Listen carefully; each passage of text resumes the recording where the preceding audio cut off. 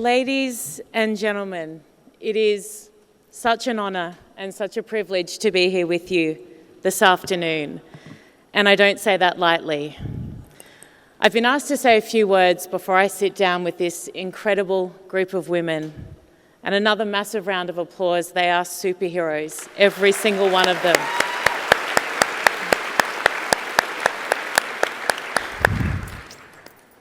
If you'd told me 2 years ago that there would be an attack like October 7, that I would come out very publicly in support of the victims of that heinous terrorist attack and in absolute condemnation of the evil who carried it out, and that would be considered controversial, and that the backlash would absolutely turn my life upside down, I would have said, you are dreaming. There's no chance. No chance. When October 7 occurred, there was not 1 second that I dedicated to sitting down and weighing up whose side I would be on. The thought of that is utterly ridiculous. It was so obvious. So obvious. So I went on my television show, my weekly show on Sky News, and I did exactly that. I condemned absolutely the atrocities, and I stood staunchly with the victims of that attack, the Jewish and Israeli people.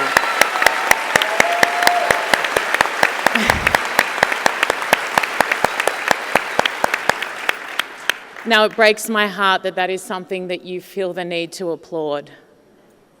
Isn't that insanity? The backlash was unbelievable, to be honest. I thought that I had experienced life in the public eye for close to 2 decades, hosting sport. I thought I understood a level of hate that existed, but I had absolutely no idea. In the week that followed, I had to give my little girl to her father. I had to get security. I dealt with the kind of threats that were considered credible that I would never have imagined. But the next week I got back up on my show and I went harder, because that's what you do. Even when it is hard,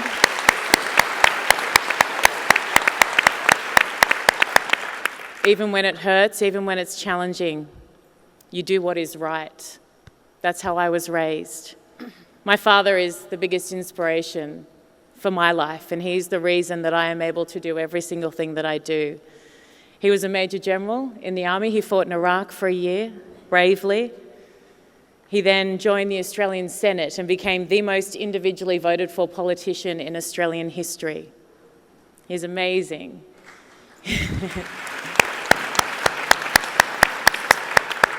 We lost him a couple of years ago, unfortunately, and the pain of that is still as acute today as it was the day that we lost him. But I tell you what an honour and a privilege to feel so much pain at his loss. What an honour.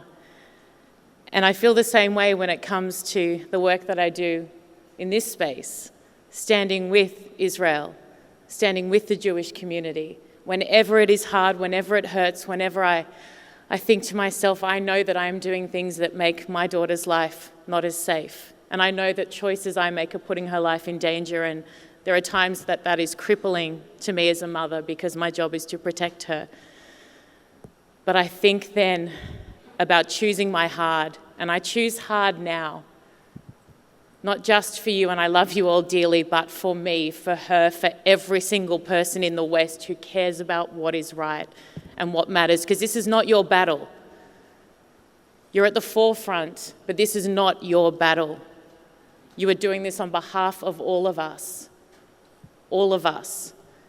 And I would say to you, the loud majority mob, history has shown over and over again that they are not always right. In fact, most of the time they are wrong. We know now that the loud majority mob are wrong. Don't wait for history to determine that in 50 years. We'll be gone. Know it now, loudly and proudly. Do not ever let them make you feel shame. You are incredible. You are right. You are saving the world from the most horrific thing the evil that is not just Hamas, but everything else around it. So stand proudly. I am so grateful for everything you people do, every single thing. When I was in Israel, I went to visit a couple of the kibbutz that were absolutely ravaged on October 7. And I want to tell you who you people are. I'm sure you know, but I can only imagine that when the outside voices are so loud and persistent that there might be times you doubt yourselves. I hope not, but there might be. I stood in a room where 3 children were burned alive. I stood in that room and I sobbed. 2 of the little girls reminded me of my little girl. I then walked outside and I saw a woman watering roses at a little place next door. And I walked up to her and I said hello, I gave her a hug and I said, "Is this your place?" And she said, "No." She said, "I don't actually know who lives here, but I know that a lot of hostages were taken. So each week I drive for an hour and I water the roses. So when they come home, the roses will be alive." That is who you are. That is who Israel is. That is who the Jews are. I went up the road to another kibbutz, and there was a group of men with American accents, and I said to them, "Do you live here? Do you know the people here? Are you friends? Are you family?" They were clearing the rubble, helping to rebuild. Not one of them knew a soul. They took 6 months off work, all very high-end, would have earned millions of dollars in America, took 6 months off for nothing to come and help. They said, "We felt helpless." That is who Israel is. That is who the Jews are.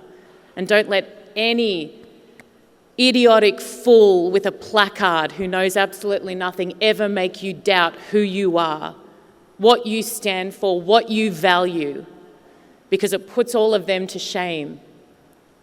And they know it deep down, and that's why they hate us. That's why they hate you, that's why they hate me, because they know who you are. For the rest of my life, I will stand so proudly by your side, and I will fight for you every single day. And I say again, and I link it back to who was the most important person in my life, my dad. And I wish he was here, because I hope he would be a little bit proud. But I tie the two together in that it is an immense privilege and honour to miss him so much every day, because if I missed him less, it would mean he was less. And I say the same thing about you and about this battle. The harder it is, the more I know it matters. And it is my privilege and my honour to stand with you. Thank you.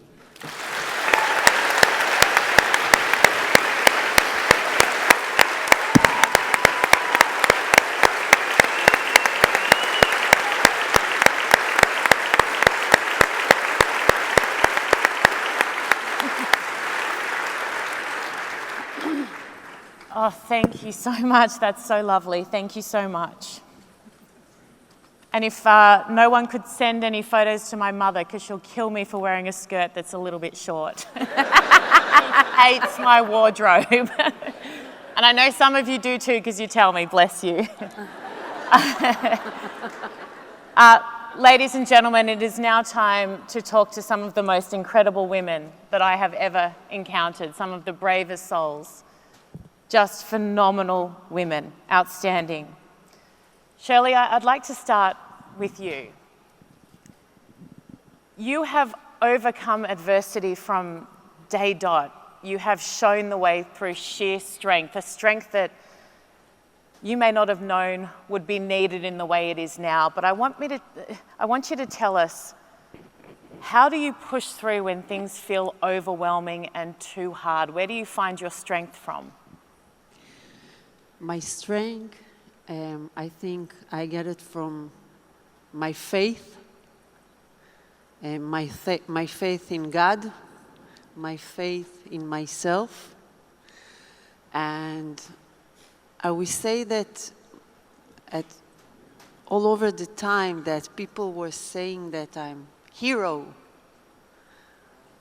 I'm the mother of Omer Shem Tov. And I think that any mother will do the same like I did. So every mother, she's a hero. Every woman has her strength to do everything for her family. So I think the faith that I had in God helped me to survive this situation, and I couldn't do it without my amazing husband, who was my back, my strength, and amazing family, my daughter and my son. That family is my life. I think for most of us who are parents, I mean, I use the example that if my daughter has a blocked nose at night and she's struggling to sleep, I feel sick because she's suffering. So the thought of having to not only endure what you have endured, but to show up day in, day out and fight. Do you stop ever and think, I'm a little bit proud of how I handled the last 2 years? Of course I'm proud. I'm doing to myself. I love that.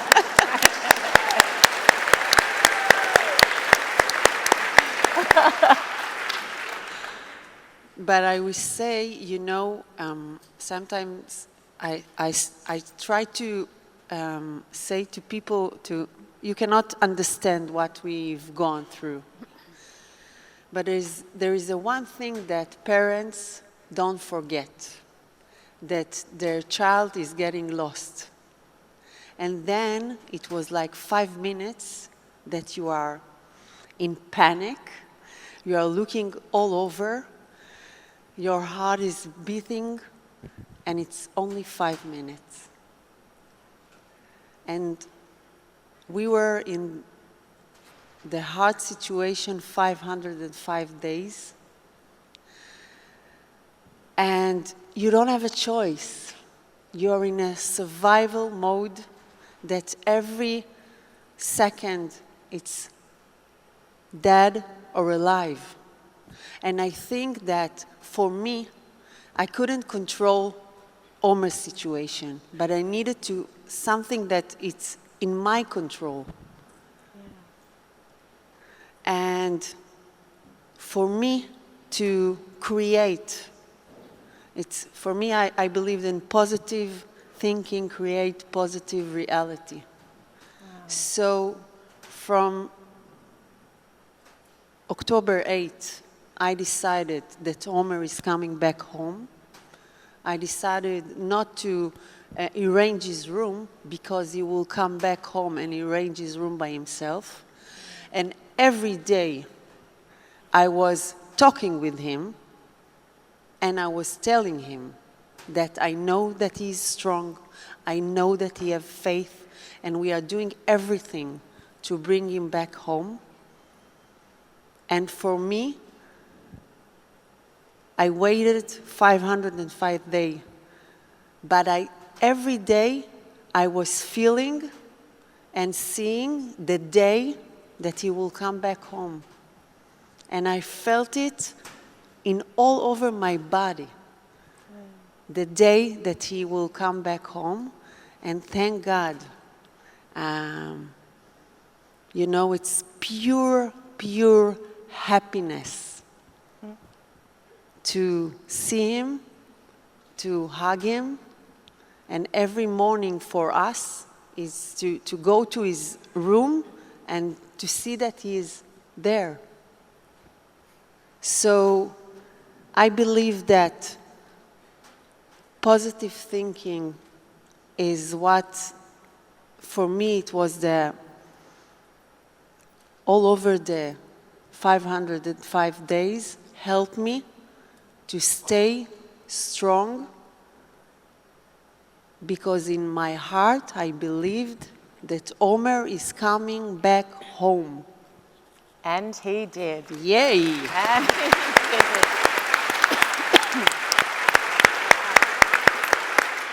I'll move on in a second. I just want to ask you, I'm assuming for the first period after he came home, you didn't get frustrated with him. He was able to do whatever he wanted. He didn't get in trouble.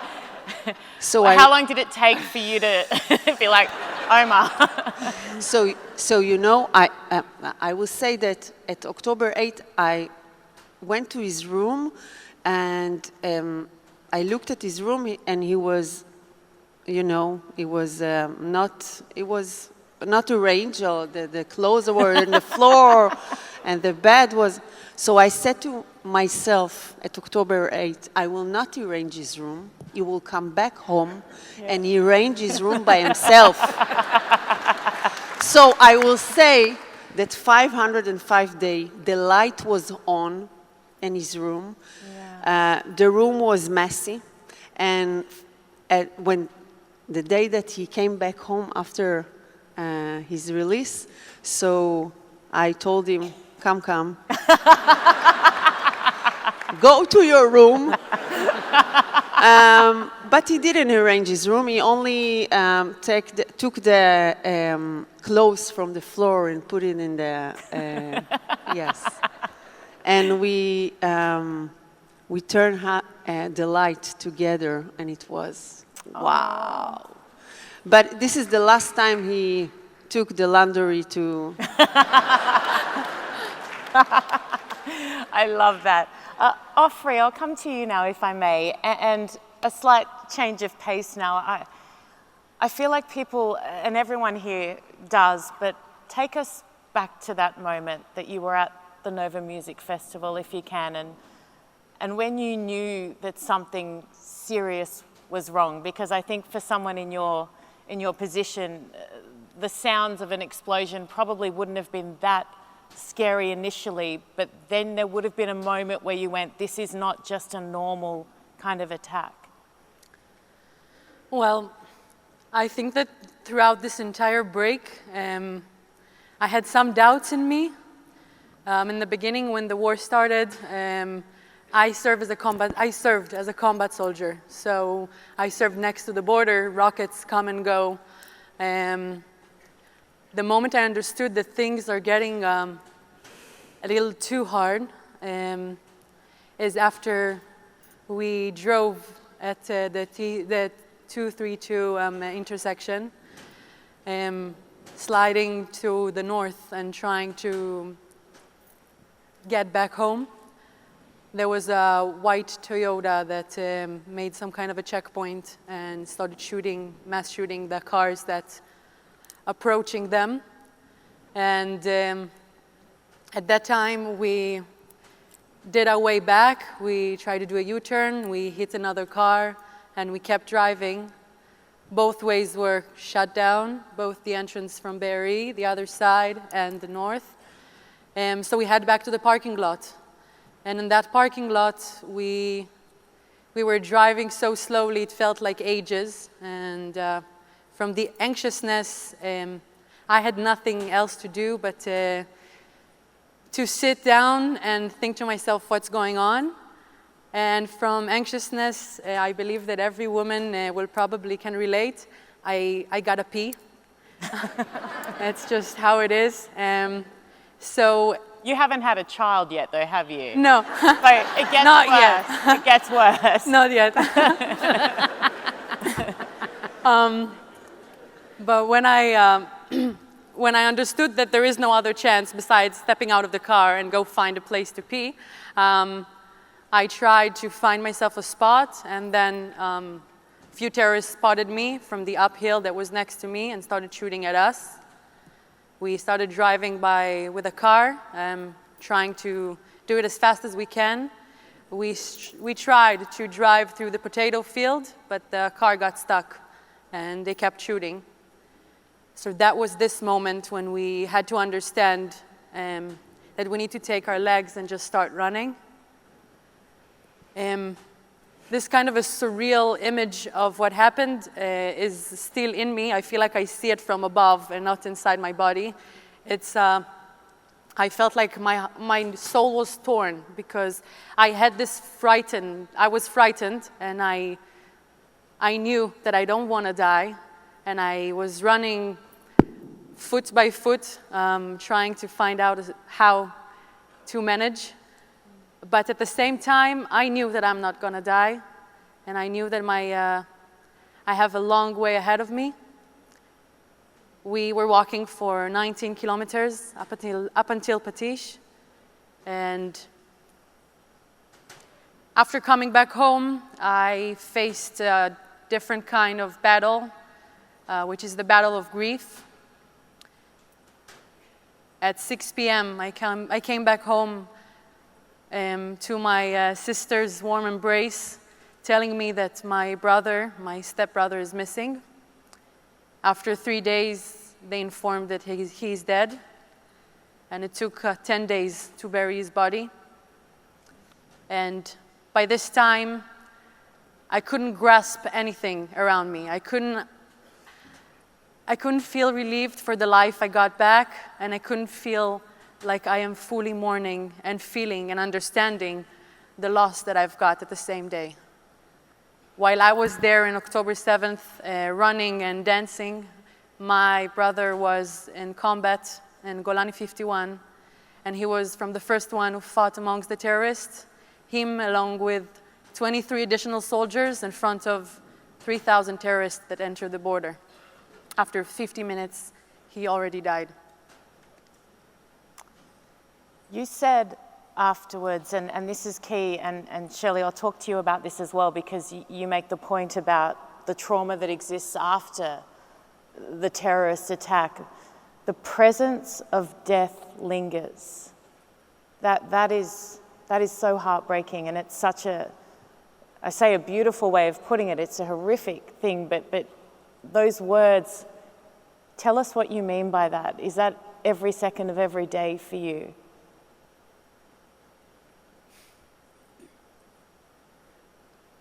The first day,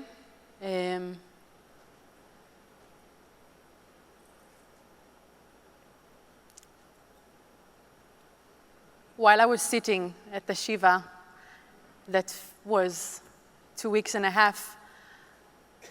it felt like there is something in the room that takes all the air and sucks it in.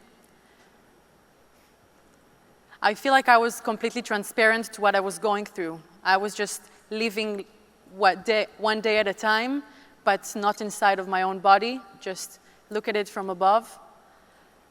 While I couldn't understand what I was going through, I try to do the best that I can to relate to the death.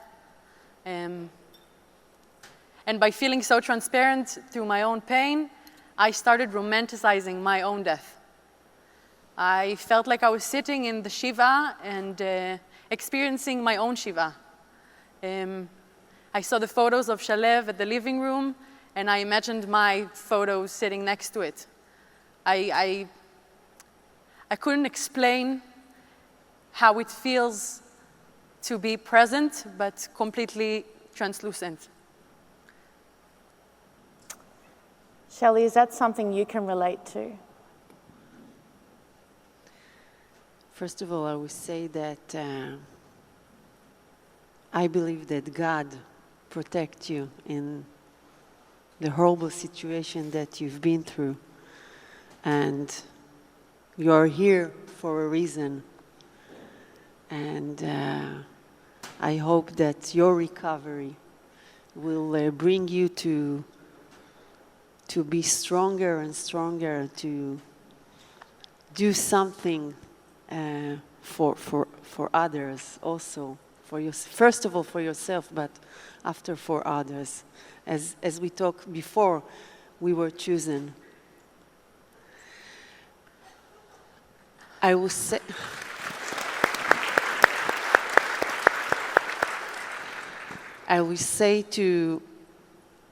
for us to wake up every morning, I would say we didn't slept at all, like 505 days. The body is shutting himself. But then to wake up every morning and to think, first of all, to see the daylight outside and to think about Omer, that didn't see daylight so many time, or to drink something or to eat something, and to think about what Omer is going through. It was very, very hard. But I will say that, as she said, you are taking it out from yourself, because we needed the power to continue to fight for his life. So you need to, I was thinking positive thinking, like I see Omer, I know Omer, he's very lovable. And I believed that also in the darkness place, he find his way to be shine, to be sunshine, as we called him. And Omer said after he came back, so he said, I felt the light inside of me. We raised him to be optimistic and positive. And even in the darkness place, he was finding the light. Amazing. So this is that is amazing. Incredible. Shirly, you talk about resilience, and we see so many examples, not just up here on the stage, but you actually have to be resilient to be Israeli, to be Jewish. It's a prerequisite. You were the first deaf person to be in the Knesset. What was that experience like for you, and what was challenging about that? What was the hardest part of that? And all these women's stories are so different, but it's the same theme. It's that strength, it's that resilience, it's that pushing through barriers. One of the things, I just want to say before that, I'm deaf, like you can see, and my interpreter Liat translation me from Israel Sign Language to English speaking. Just for making. Amazing. So I grew up to two deaf parents. My mother, she's deaf and blind. She has Usher syndrome. It's a sickness that hurts her peripheral vision. But it means that we can see to the whole side. If my mother, somebody come from the side, she will not see him. It's like to look in a little circle.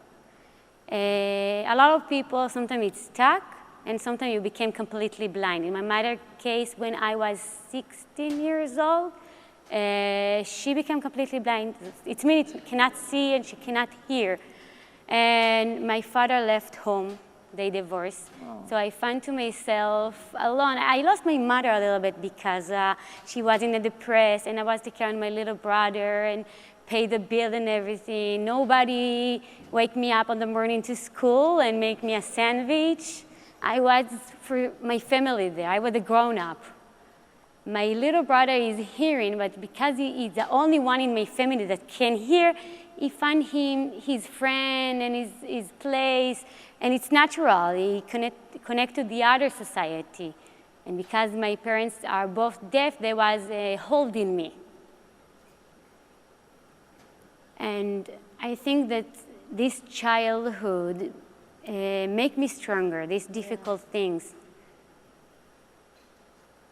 And after I grew up, I served in the IDF, in the Air Force. I don't know if you know, but people with disability do not have to serve in the IDF. We can choose to volunteer. And for me, when I realized I can volunteer in the IDF, it was never a choice. Oh, I love that. I love that. Amazing. Thank you. I love that. For me, it's so obvious to take part in Israeli society, to give from myself to the country. I asked to myself, how can I give to the country, to Israel? If it's the only way it's in the IDF, I will serve. And I served 4 years. in 2009, after 1 year after I became a soldier, I get a Medal of Honor of the Prime Minister, Shimon Peres, that passed away. And this Medal of Honor, I'm not telling because I want clapping the heads, I'm telling that because for me, after all my life, people tell me, Shirley, you cannot do nothing, you are deaf, you will never succeed, you should never try. It's not that I am, a lot of people tell me, you're not good enough just because you're deaf. And then I realized that I get in this Medal of Honor because I work really hard. I believe myself and I give for myself. It means that every person with disability and every person around the world can succeed. There is no reason it's not. We can do everything in a hard work. We can do a big thing. Thank you. So this is the moment that I change my point of view of life and I say, okay, since here, I don't know how, I don't know where I will do it, but I want to change the future for every person in Israel. I don't want that my future children, the new generation, will through what I've been through. I want to make Israel better. I want to change the future for people with disability in Israel. It's not where I will be, I will do it. I'm here to serve the country and our people. Today, I'm a mother to 2 deaf children. The oldest is 7 years old, and the little one, she's 4 years old. They are both deaf. My husband is deaf. Like I say, your parents also deaf. My grandfather and my grandmother are deaf. So sometimes people ask me if I will quit someday. I will never quit from this job. If I'm a member of Knesset or not, this is who I am. I cannot run away from that. This is my life work. You are incredible. Wow, you're amazing. And I know that JNF USA do the most superb work supporting people with a disability in Israel as well. So thank you. You're all helping to contribute to the most amazing program. So thank you. Thank you for all the work you do. We were talking backstage and you made the point to me that you were really passionate. And it doesn't surprise me in the slightest because you're obviously such a selfless person. But you want to talk about the trauma that exists and will follow people who experienced October 7 and people in Israel generally, everyone there experienced October 7. Tell me how you think Israel and its people can heal in some way from what they are going through now and how long that takes and does it ever end? A lot of people asking me, okay, October 7, how did you hear the alarms? So I cannot hear the alarms, nobody at my home. It was a very difficult days for us to know when to go to the shelter, when to come back. It was terrified. I know in October 7, I took the cochlear implant for my kid because I didn't want them to feel the trauma for all the alarms. And in this day, I get a lot of calling for help. A lot of people text me from the south, from the kibbutzim, Sderot, Netivot, a lot of cities on the south of Israel, people of disability, their family, people who need evacuate to a safe place, people who need medication and cannot go out from the house because there is alarms. I get a lot of calling for help, but I was with my own, and I saw that the country, the state of Israel, was not there. It was a chaos. Nobody was there for people with disability. So I decided to text to my good friend from another association. I told him, Idan, we need to start something for people with disability. We saw the amazing people in Israel. I really want to clap the heads for them, the Jewish people around the world in Israel. In October 7, we saw all of us united. I think we're going to win just if we will be united. The people left everything behind, did everything. They ran to fight at the war for people they never know. The army didn't call them. They leave the family, their kids, everything. And I saw that people with disability don't know to who call for help, which association can help them. And every time you need to call and explain your story, who you are, what is your disability, how they can help you. And if this man cannot help you, you need to have another consult, and it's exhausting to explain it over and over again. In emergency situation, it's much more gross. So I started a movement, Purple Call Center, that put all the association and the city hall, everyone together to take care of people with disability. That's what I did 2 years. And today I'm trying to remove it to a regular day because, like you said, this is the war after the war. Now everything coming up. It's right, there is no war in Gaza now, right now. We don't know when it's going to come back. But just for knowing, before October 7 was in Israel, the government knows about 9,000 people that victory of terror. Do you know how many there is now? More to 18,000. 80,000 people of victory of terror that the government knowing. And these populations are growing. We don't have enough people to help them, therapies, we don't have enough tools. And we have to be there for them. I will say more. I know how much JNF doing for people with disability on the north and the south and help them. But a lot of people ask me why JNF is focused on the north and the south. But I want to tell you, if a person with disability, I will be honest, if a person with disability, a woman wants to do a gynecologic check, how she can do it in the periphery of Israel? She's sitting in a wheelchair, she lives in Kiryat Shmona, there is no place for doing that. Or she living in Sderot, there is no healthy place that have access for doing a medical things for her. So these women need to drive all the way to Tel Aviv, to the center of Israel, and to take a free day from work. And who pay for all that? Who take a special car? Nobody paying for that. She need to take care of those things. And more than that, if you think about person with disability, autism, it can be a person that's a soldier that get hurt in the IDF, at war, and it's not live in the center of Israel. Live in Sderot, in the south, in the north. If you want to take a bus between the city, he cannot take the bus because it's not access to him. So I'm working now to move the movement to the regular day, to make their life better, to rebuild them. We have amazing people in Israel, and like you say before me, to be optimistic, to work hard. And I think if we can work hard together, put on the side all the things that we not agree of, we can build the country better, a much more stronger, safer. And I think this is a victory for the terror. This is beautiful. Wow. I can see some people in the crowd who are doing, so this is clapping, is it? Can everyone, let's clap, let's do this. I love that. Thank you. Thank you. Beautiful. Thank you for all the work you do. That is an amazing contribution you are making.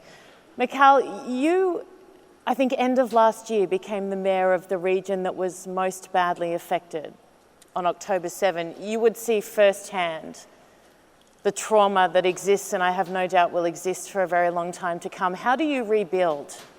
How do you start?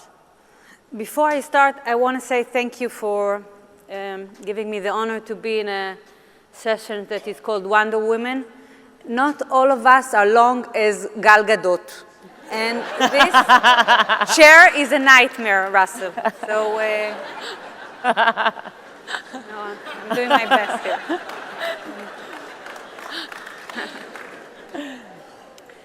And,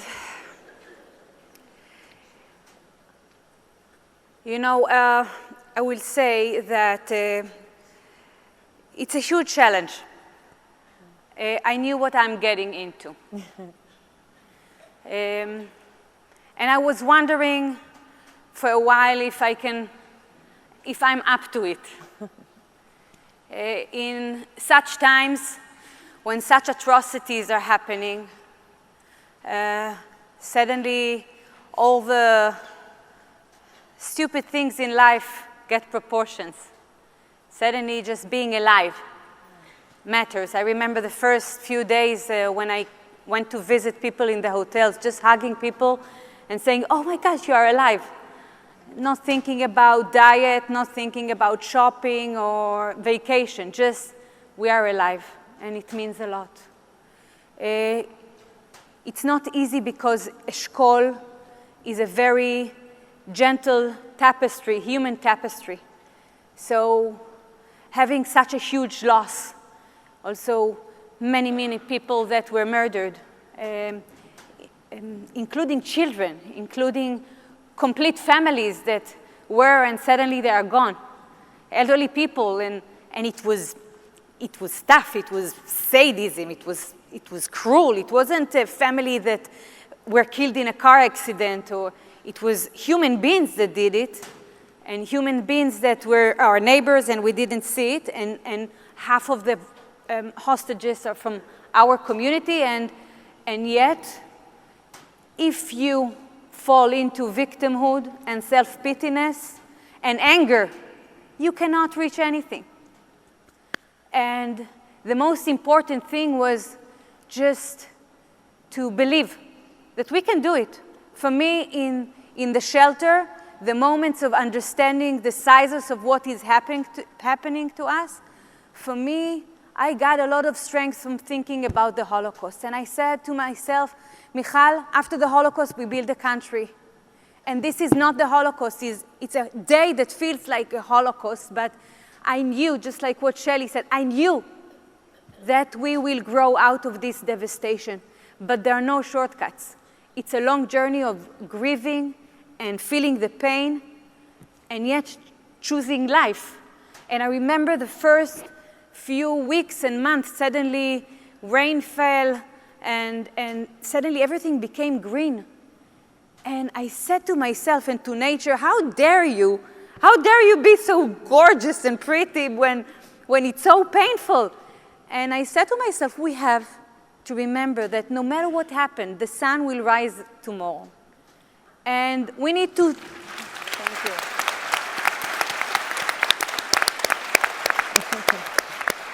And many of you heard me saying it before, living for so many years on this beautiful area in Israel, suffering from constant emergency routine, we always said life is 99% heaven and 1% hell.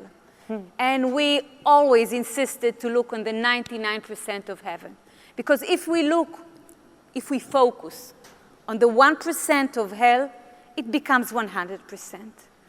And it's something in our Jewish DNA to continue to choose hope and life and making ourselves to look on the 99% of heaven, because there are. Shelly told me about how amazed she was from the good people around Israel and around the world that kept sending love and support.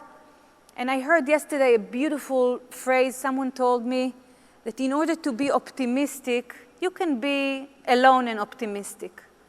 But in order to hold hope, you need a big group of people. And we're bringing hope, and we know that we will grow from this crisis. And while celebrating the return of the alive hostages, at the same time we feel the huge pain of the loss of the hostages that didn't return, and of the people that we lost on the way, and it's many of us. But I will end this comment by saying that we need also to remind ourselves that in their light and in their memory, we should remember them alive, and we should live their life and their legacy. And this is what we are doing here.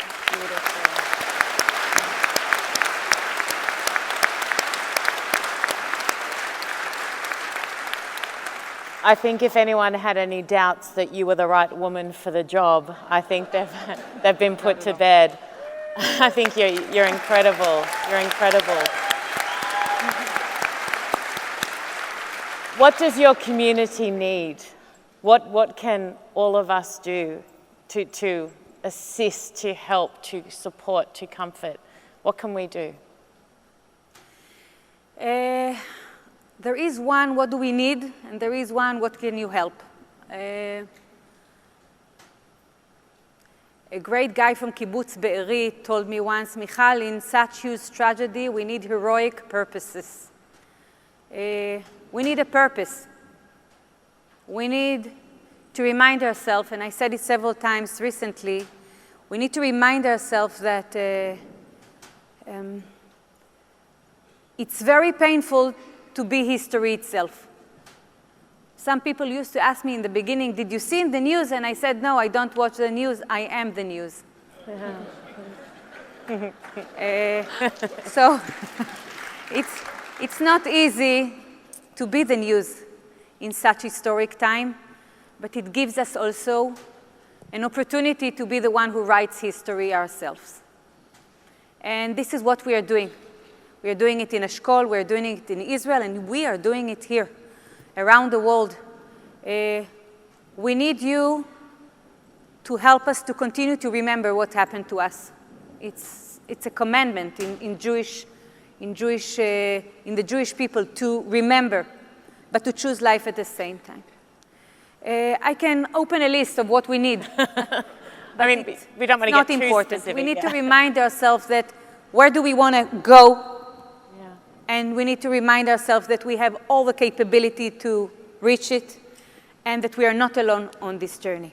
Look around, and I wish my community was here in this room with you just to feel the vibe and the energy, and we are not alone, and we will achieve it. There is no, we believe in it with a radical hope that no matter what, we will get, and to look on the young people, to see the younger generation, and we have a bright future ahead of us. You absolutely But do. Erin, I will say another thing. Sorry, I'm a politician. We continue to talk no matter what we're being asked. No, keep going. I'm a journalist. I'll cut you off. It's fine. I'm not one of those ones. Ladies and gentlemen, we've got about 4 minutes left, and Michal, you make the point that you questioned whether or not you were up to the task, and I think all the women in this room will relate so heavily to that self-doubt. I know that I've gone through it many, many times, and I think that's what makes women so incredible, is that I'm jealous of how confident so many men are when they don't actually have much substance to back it up. I'm being completely honest. But I love you all.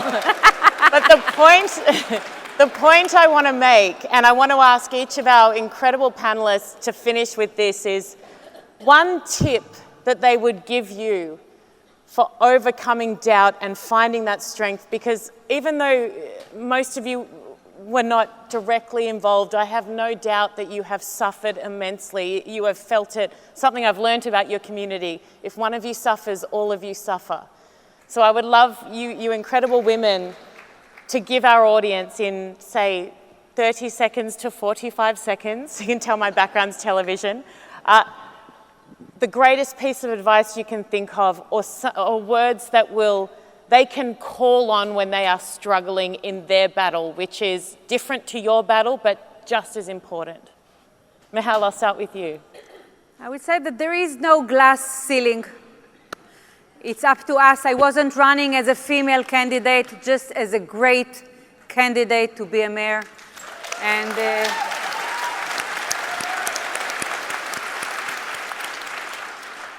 And Shelly said it, I think, earlier too. It's because of us. It's not because of them. And 50% of the population are women. And look, most of the management roles, most of the leadership roles are male. It's up to us. So snap out of it. If you got if you have the guts, run for it. I promise that we will be next to you to support it.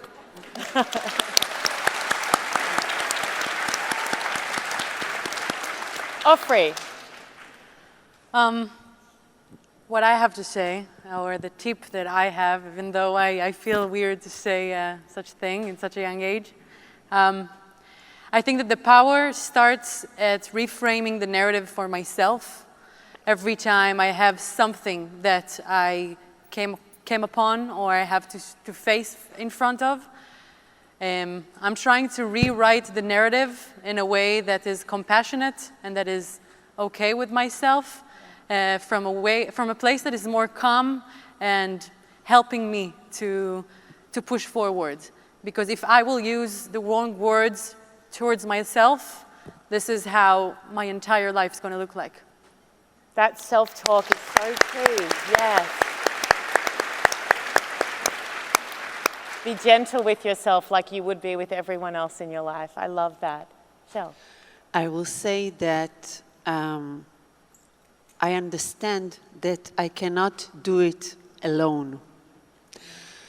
And to ask for help, it was very hard for us. Because usually we give, we help to others, but to understand that we need help and to get it from others, it's strongest. It's not to be, to be weak. And I want to say to all of you, you are part of us. I will say you are our soldiers of Eretz Israel outside. And we couldn't do it without you and without your help. So I salute you. Thank you very much for who you are. Thank you. Beautiful, beautiful. Shirley. A lot of times in my life, I get no from people.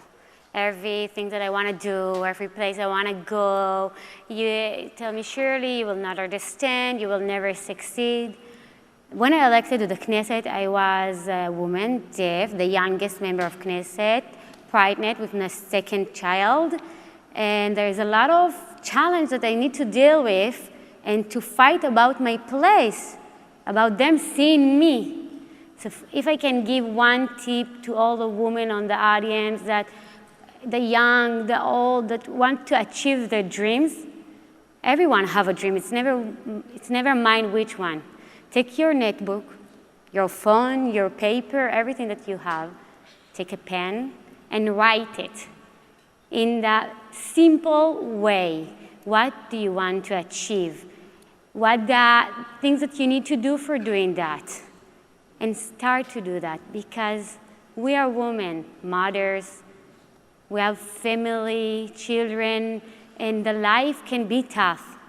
A lot of time we are giving up about our personal dreams and put the family on the top, and it's okay.